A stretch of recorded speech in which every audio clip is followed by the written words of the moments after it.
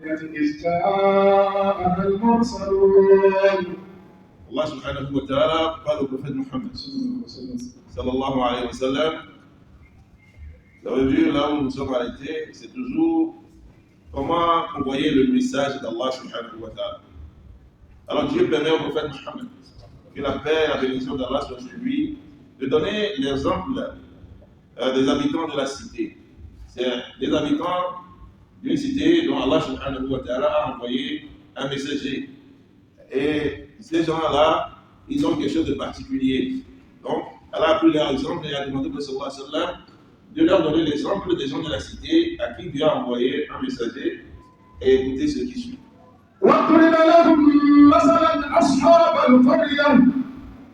C'est un exemple qui peut arriver à nous aussi, où on nous envoie un homme de Dieu qui vient nous parler, mais qui ne prononce pas ça aussi. Ça, c'est pas encore aujourd'hui. Surtout quand cette personne vient de votre famille. Musulman me plaît, serviteur de Dieu. Dieu, il est souverain. Dieu est souverain. Il choisit qui il veut pour vous parler. Donc, Allah subhanahu wa ta'ala, dans sa grandeur, il peut envoyer quelqu'un venant de votre propre famille, de votre propre tribu. Ce n'est pas la personne que nous considérons, mais la parole qu'il a d'envoyer. C'est ça qui est important. Le message de celui qui l'a envoyé, c'est ça qui est important. Ce message-là est clair. Où Allah subhanahu wa ta'ala dit, toi Muhammad sallallahu alayhi wa sallam, donne l'exemple des habitants de la cité. C'est une cité qu'Allah a citée dans le Coran, une cité qui a existé. Les cités, on en a eu beaucoup. C'est-à-dire quand on parle de cité en ce moment-là, c'est là où se trouve la ville, là où il y a la vie, là où tout bouge. Mais qui sont en train de commettre des atrocités, ou bien qui sont en train de faire quelque chose hors de la loi de Dieu. Et Allah subhanahu wa ta'ala, il dit donne l'exemple des gens de cette cité-là. Quand c'est-à-dire les messagers. Hein? Dieu a envoyé des messagers à ces gens-là de la cité. Et vous savez, la cité dont nous parlons, les gens ont parlé quelquefois du temps où Nabi Isa a envoyé ces gens vers des cités qui sont, ici on parle de l'Antioche. L'Antioche c'est l'actuelle Turquie. Hein? C'est là où ces gens-là, on les a envoyés des messagers, c'est-à-dire des gens pour leur parler de Dieu, parce qu'ils sont loin de ce qu'ils sont en train de faire.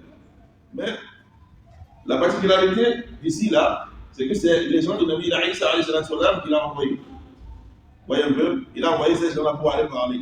Mais il y a d'autres traditions qui disent que ce n'était pas eux. Mais ici, ce que nous on peut comprendre, c'est qu'il y a des gens qui ont été envoyés à une cité pour leur parler de Dieu. Ces gens-là, c'est là où les gens de Nabi Isa ont eu le nom là même qu'on appelle chrétien aujourd'hui. Nabi Isa ne connaît pas le nom chrétien. C'est après lui que ce nom-là a été donné à ses apôtres. Lui, il ne connaît pas. Il n'a jamais dit à quelqu'un d'appeler une religion le christianisme. Il n'y en a pas. Mais comme ils sont des apôtres de Isa, quand ils vont là-bas, les gens disent oh, les gens de Isa sont pas arrivés. Les gens de Isa sont pas arrivés. C'est là que sortit le nom de les gens de Christ. Alors, on l'appelle chrétien. C'est-à-dire les chrétiens, les gens de Christ, ils sont encore là. Les gens de Isa sont encore là. Et ils sont arrivés. On donne un exemple de type à ces gens-là. Allah se demande au prophète de donner cet exemple-là. Écoutez ce qui est particulier dans ça. Au début, on a envoyé vers ces gens-là qui ne connaissaient pas Dieu. Plus ou moins, qui ne suivaient pas la loi d'Allah subhanahu wa ta'ala. Donc, on a envoyé 2 personnes pour pouvoir leur parler. C'est de la même manière que le prophète sallallahu lui aussi, il a envoyé les gens à Abyssinie pour aller parler de Dieu.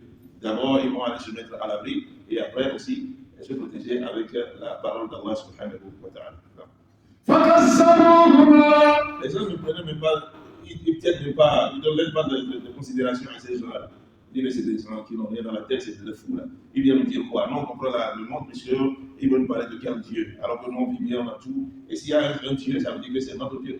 S'il y a un autre Dieu, pourquoi eux-mêmes ils sont des farfelus comme ça? Et ils ont rejeté la parole de Dieu. Vous voyez? Allah subhanahu wa ta'ala, comme ils ont rejeté, il faut savoir que Allah est vraiment sérieux dans la parole.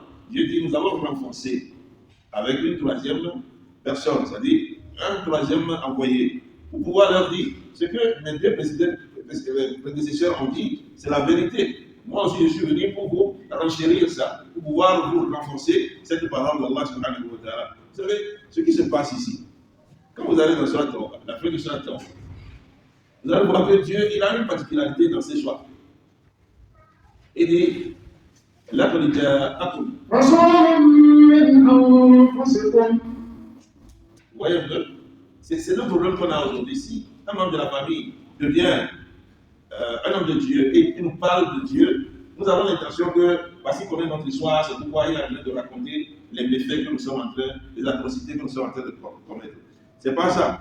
Dieu dit, moi, j'ai choisi pour eux un prophète venant d'eux, un messager venant de vous. Si Dieu veut nous parler, quand même, il ne va pas envoyer quelqu'un qui ne comprend pas notre langue. N'est-ce pas? Il va nous envoyer quelqu'un qui comprend notre langue. Pourquoi bien nous parler? Les gens qui nous avons les mêmes réalités avec. Mais la seule différence, c'est quoi? La seule différence, c'est que dans la fin de Surat al-Kahf, quand Allah subhanahu wa ta'ala dit إن الذين آمنوا وعملوا الصالحات كانت لهم جنات الفردوس نزلا خالدين فيها لا يبغون عنها حولا قل لو كان البحر مدادا لكلمة ربي لنا في البحر قبل أن تنفذ كلمات ربي ولو جئنا بمثله مددا. Et qu'est-ce que je suis? قل إنما أنا بشر مثلكم. Je suis comme vous. Je mange comme vous. Pourquoi? Parce que les gens ne peuvent pas croire qu'un homme de Dieu peut manger comme nous. Quand il dit dans une autre sourate, il dit aïe, yani. أبشر يهدوننا. Aïwa. D'autres, il dit aïe, le morsel, aïe, rasul, yamshi bi aswa. Yamshi bi aswa. Ça. Il y a quel prophète qui marche dans les marchés aussi, vous cherchez comme nous mangeons aussi. Il part pour aller chercher à manger. Il a des femmes comme eux. Il dort comme eux. Parce que pour eux, il faut un ange pour descendre et parler de Dieu. Vous voyez un peu? C'est là l'ambiguïté que nous avons, nous, les musulmans, ou bien les hommes. Parce que celui qui parle là, c'est lui qu'on regarde. On n'écoute pas la parole qui sort de sa bouche. Quand on fait fi de la parole d'Allah qui sort de la bouche de quelqu'un, ne regardez pas. Hein? Le prophète sallallahu alayhi wa sallam dit Inna Allah la yanzuru yesh. Voilà qui est. Aïwa. Il y a un sur la boue. Dieu voit seulement vos cœurs et, c'est-à-dire vos œuvres. Donc, si vous regardez la personne, il est moche, il est pauvre, il est si, vous ne pouvez pas dénoncer. Là que, regardez Nabi Ibrahim alayhi salam. Son père et sa mère sont quoi? Des païens. Des gens qui ont rejeté la parole de Dieu. Mais c'est là que Dieu a accusé son messager. Et Dieu l'a nommé quoi? Le père des croyants. Et de lui est sorti quoi? C'est-à-dire, peuplage de prophètes et des gens de bien. Et nous allons parler, parce que Dieu a dit que toi, Ibrahim alayhi salam, on va parler de toi jusqu'à la fin du temps. C'est pourquoi le prophète a dit, cette grandeur que Dieu a donnée à Ibrahim alayhi salam, si vous voulez prier chez moi, regardez ce que Dieu a fait d'Ibrahim alayhi salam et priez de la même manière. Regardez comment c'est beau. Le prophète n'est pas ôté, il n'est pas orgueilleux, comme ce que nous avons dit hier dans notre khutbah. Il est quelqu'un qui est tout, et il prend les hommes des autres, et il vit avec eux. Quand c'est bon, il prend. Quand c'est mauvais, il rejette. Alors ici, là, la troisième personne, le troisième messager, vient vers eux pour renchérir la parole d'Allah subhanahu wa ta'ala. فقالوا إنا إليكم مرسلون. Nous sommes envoyés par Dieu. Nous avons été envoyés par Allah. Nous aussi qui sommes là, ne regardez pas que nous sommes des pauvres, nous sommes sortis d'une famille qui n'est pas ici, ou bien d'un coin qui n'est pas tellement ce que vous croyez qui est meilleur selon votre entendement, pour rejeter la parole de Dieu. Mais nous sommes en train de rejeter notre parole qui est d'Allah subhanahu wa ta'ala. Rien ne vient de nous. Et aujourd'hui, vous avez la chance de voir, de prendre le Coran et de le lire vous-même pour savoir que nous n'inventons rien. Non. قالوا ما أنتم إلا بشر مثلنا. Le prophète lui-même, il avait déjà dit, hein? Il a déjà dit là-bas, قل إنما أنا بشر مثلكم يوحى إلي. Et ici, là, ces gens-là aussi compris que vous, là, vous êtes vraiment des gens de Dieu, c'est pas vrai. Vous êtes des hommes, des semblables comme nous, vous êtes des mortels comme nous. Moi, je ne pense pas, nous ne pensons pas que vous êtes vraiment un messager, des messagers de Dieu. Parce qu'il n'y a rien que nous voyons en vous qui montre que vous êtes des messagers d'Allah subhanahu wa ta'ala. Non. وما أنزل الرحمن من شيء إن أنتم إلا تكذبون. Si vous avez remarqué quelque chose ici, c'est que ces gens-là, c'est pas qu'ils rejettent Dieu. Est-ce que vous comprenez? Écoutez encore la fin وما أنزل الرحمن من شيء إن أنتم إلا تكذبون. Est-ce que vous avez remarqué là? Vous avez remarqué quelque chose? Noir. Écoutez un peu. وما أنزل الرحمن من شيء إن أنتم إلا تكذبون. Qu'est-ce que vous avez remarqué? Vous n'avez pas remarqué que ces gens-là, c'est pas qu'ils rejettent Dieu, ils rejettent la personne qui envoie la parole d'Allah. Parce que quand quelqu'un dit, qui est Rahman, ils savent que c'est Dieu qui est Rahman. Quand on dit que Dieu il est miséricordieux avec eux, c'est-à-dire eux-mêmes savent que Dieu il est miséricordieux. Donc pour eux, ils ne peuvent pas envoyer ces gens-là. Mais ils savent qu'il y a un Dieu qui est miséricordieux. Mais le message de ce Dieu-là ne peut pas provenir de ces gens qui sont devant eux. Vous voyez, c'est là où on fait des erreurs. Quelquefois, nous, on donne des exemples. Par exemple, il y a un sage qui dit, vous savez, quand un fou vous dit chaque jour qu'il passe ici, la maison plus feu, il vous dit, oh, c'est un fou, il n'y a pas de maison qui prend feu. D'accord? Le sage dit, faites semblant de regarder quand même. Parce que le jour où ça va prendre feu là, vous allez toujours considérer qu'il est fou et ça a pris feu. Ne considérez pas la personne qui est devant vous, mais considérez la parole qu'il porte en lui. C'est à vous maintenant, au lieu de vous entêter, prenez quand même soin d'aller réfléchir parce que Dieu vous a donné le cerveau. C'est pourquoi vous êtes différents des animaux. Allez vous-même écouter, relire et demander. Parce que les prophètes eux-mêmes disent qu'eux, ils sont des semblables comme vous. Ils n'ont rien dit qu'ils sont exceptionnels. Non. Le Prophète dit que qu'est-ce qui fait la différence entre vous et moi? C'est qu'il y a une révélation quelque part. Ce qui fait de moi le croyant, ce qui fait de moi l'envoyé de Dieu. Donc c'est la différence. Sinon, ceux qui viennent, Allah ne peut pas envoyer un ange pour pouvoir venir nous parler. C'est-à-dire pour être le ressource, non, impossible. Parce que nous allons toujours trouver des excuses. On dit non, on ne peut pas voler comme lui, il est un ange. Il ne mange pas, nous on mange.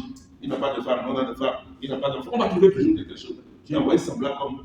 Mais ce qui fait la différence, c'est que lui, il a reçu la parole de Dieu, qui est exceptionnelle, que Dieu ne donne pas à tout le monde, il donne à qui il veut. Et quand il dit, il est même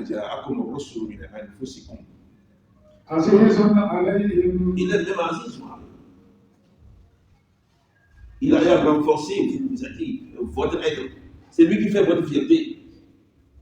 C'est ça. C'est-à-dire, quand un prophète sort de votre côté, quand un riche sort de votre famille, Aziz, il doit être, vous allez devenir le chéri.